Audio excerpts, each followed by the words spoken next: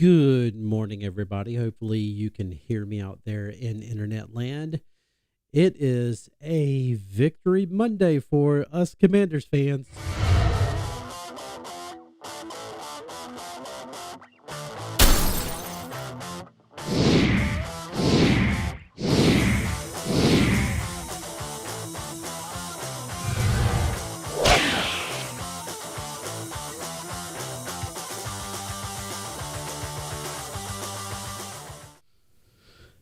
Yes, here we are. We are back for another video live stream here this morning. Thank you for joining us. These live streams are just kind of short live streams. I know that other channels will do hour-long, 3-hour-long live streams, but considering the fact that I have to go into work, these live streams are usually just maybe like 10 minutes, 15 minutes long. Just to say basically hi to you in the morning, go over a few things with you. And as always, Brandon and I will do a more in-depth recording of what we saw yesterday. And what we saw yesterday was a team that fought hard and for the most part played pretty well. There were certainly some exceptions, but otherwise, hey, I mean, the Commanders won. We're all happy for the most part. And on to Seattle. And that's going to be a tough game. Now, Seattle really got their hind ends handed to them yesterday against the Ravens. So, they're going to be looking to rebound next week as well. But, taking a look at yesterday's game, Sam Howell had another terrific game. He did have that one play in the end zone. I know that everybody's going to be talking about that, especially the ones who, for some reason, are already in the Caleb Williams sweepstakes, and for whatever reason they have already given up on Sam Howell, and so they will use this bad interception in the end zone to justify their I won't call it hatred for Sam Howell, but I will call it their dislike for Sam Howell.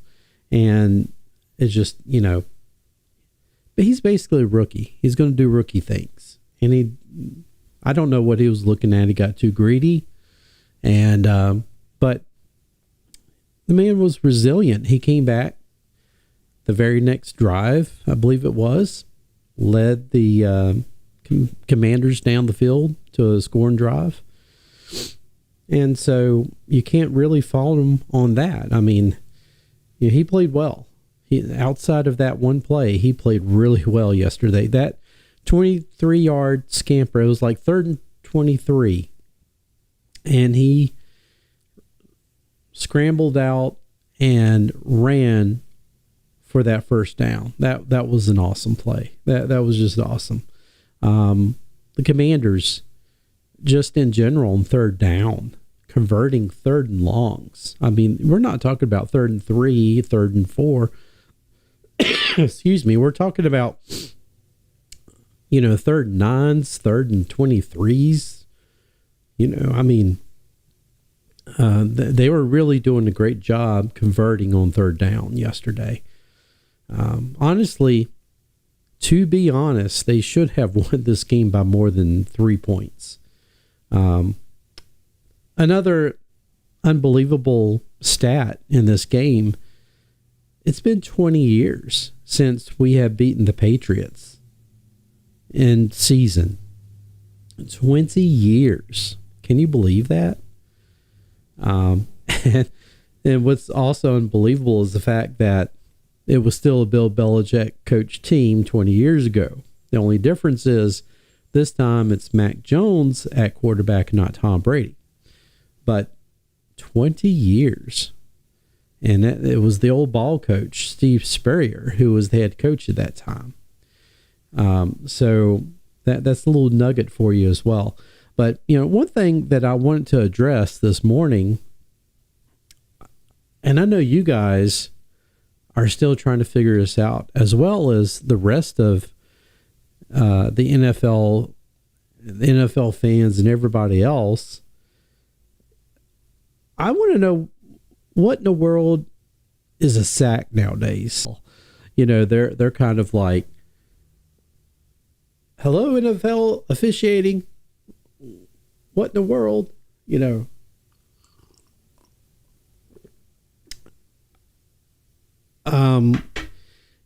I just, I don't get that. I just don't really get that at all. I think that the game of football is just really, it's gotten so soft, and they're trying to get so technical in trying to keep the players safe. And I'm all about safety, right? I'm all about making sure that these players don't have not only career-ending injuries or just even, year-ending injuries, but injuries that will, change their lives. I totally get that. But you can go only so far, right? Only so far until the point to where you are messing up the game of football. And the NFL needs to take a step back. Roger Goodell needs to take a step back from this. And all of this starts from the top, right? That's where it starts at.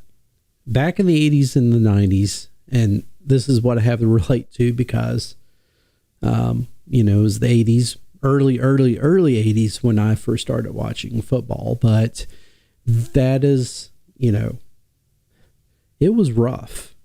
It was rough. But, here's the other thing. What I noticed in the 80s and the 90s was that tackling was more sound. Players weren't just trying to go out and do the big highlight reel hits. They were trying to wrap the guys up. Even guys like Lawrence Taylor. I mean, he would hit you. Ronnie Lott would hit you. But they also knew how to tackle as well. And then the other guys, that you wouldn't think would be big hitters, like, Darryl Green or somebody like that, knew how to tackle you. And they would wrap you up. And that's one thing, like, whenever I would go back and watch one of the old Super Bowls, I noticed that it seemed like that tackling was something that was a little bit more fundamental. And I don't see that as much today. Maybe because the players are bigger and stronger, it's harder to tackle them. So you're hoping to kind of hit them hard enough to where you can daze them enough to where you can kind of tackle them, push them down to the ground or whatever. But it seems like tackling is not as, it doesn't look as sound. The technique doesn't look as, this is purely coming from someone who's sitting on his hind end on the couch watching it. And I have no grounds of, of actually, saying that it's not being taught or anything like that. But I'm just saying that I feel like if the players could get back to sound techniques in their tackling, and if the NFL could loosen up on some of the rules and take a step back and say, hey, this is not working. Yes, we want to protect the quarterbacks. But see, the problem is that it's not all about protecting the players, the quarterback. And we all know this, folks. It's all about the investment of funds. You got the gambling, the sports betting, stuff like that that's attached to these sports now. And, now I'm not coming out and saying that things are rigged. Not right out right. I'm just saying that it seems as if you have these rules that are getting changed to the fact that, they're trying to protect the quarterback in such a way that it is, dare I say that it is kind of helping to fuel, some of the sports betting. Now, Greg, how are you connecting these dots? Well, number one, I've been sick, so, I connect weird dots. But, it's a lot easier to bet on sports when you have your starters in there. Right? I mean, Josh Allen is playing. Okay, it's a lot easier to bet on the Bills. Well, maybe not yesterday. And I don't know. I just overall feel like that the NFL sometimes comes right out and says, it's better to have certain players in there playing. And I just feel like sometimes the officiating is going to call calls to protect those players. I just think so. I think they've done that for Tom Brady for all these years. And, and who knows, maybe that will start happening with Sam Howell. Could be. But I think overall, when it comes to the game of football, you're going to start losing fans. Now, I'm not a sports bettor. I don't bet on sports. Heck, I mean, money, money comes hard for me anyway, honestly. I mean, this is one reason why I'm trying to build this up as some sort of side income to make ends meet. But I've never been into gambling or anything like that, so I don't really understand the attraction. But I feel like it's going to start penetrating into how the game is played. And I think it's already started affecting the officiating. And who knows, we may just start to see more and more issues where officiating is betting on sports. I mean, it wouldn't be out of the realm of possibility that you would see officials getting caught. Why? I mean, for one thing, they're not full-time employees of the NFL. So we could very well see that. I tell you, this stream has turned into something really preachy. I really, man, I'm sorry about that. Speaking of, hold on just a second here. Okay.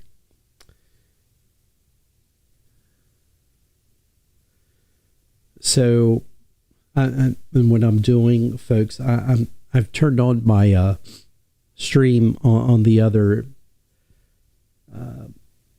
screen here just to kind of see. I've been playing around with some of my settings here, and it looks a lot better.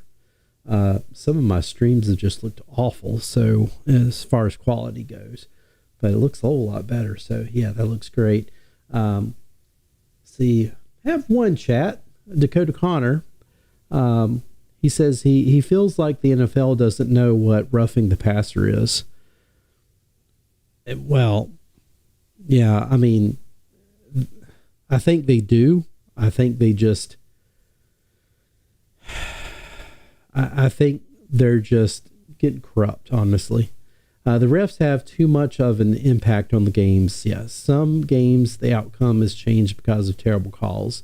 Seems completely rigged sometimes, and that's the thing. I mean, like us fans, we don't want to resort to thinking that when our team loses, because of course, we don't want to be accused of like, oh, okay, well, that's always a cop out, right?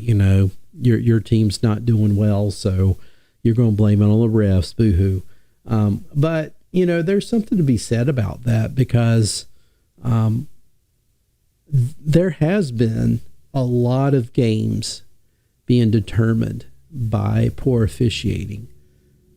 Games last year for us, that Giants game last year, and we had the Eagles game, if you want to get technical, last year that we won. There was that call against Goddard, where I think was it the fumble, and it was a bad call, but it went in our favor. So, the refs are really, and you look at, like, if you go back and look at some old games and you see some calls that are like, wow, I can't believe they actually called this a catch, or I can't believe that this was pass interference or whatever.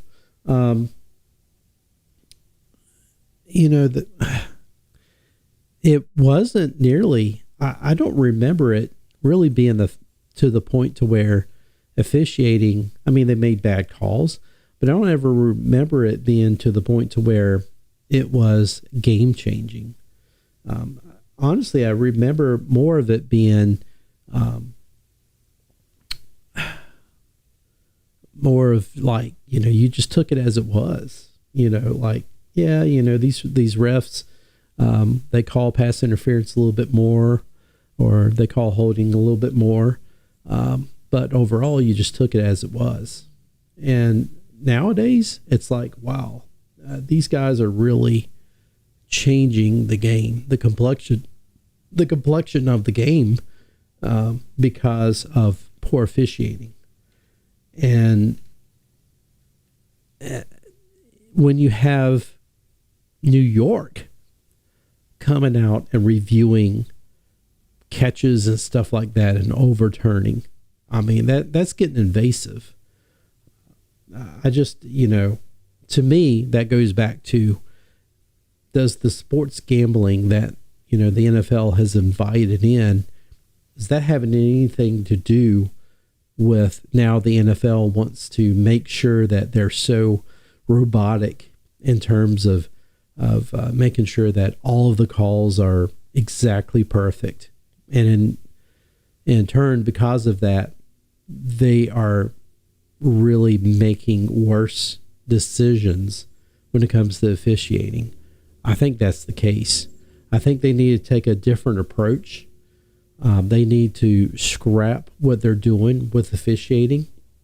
And they just need to take a different approach, man.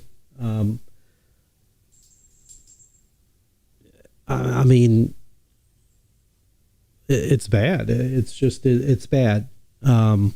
That's all I got to say. Let's just, before I leave, I just want to look at this one more time. Yeah. So folks, overall, I don't want to, I know this has been a harpy, shouldn't be such a downer of a stream. Come on, Greg, we won the game. And we did. My hat's off to Sam Howell. He had a heck of a game. Antonio Gibson had a great game yesterday. Very good game.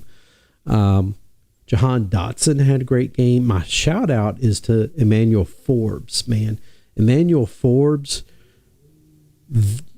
great comeback game. He played his guts out yesterday. That's a Joe Gibbs saying. Great game by Emmanuel Forbes. buddy, you deserved it. And just a good game. First game without Montez Sweat, who got paid, and Chase Young. And, did we miss them? I'm sure we did. I'm sure we missed them. But, we didn't get any pressure from the ends. And that's to be expected.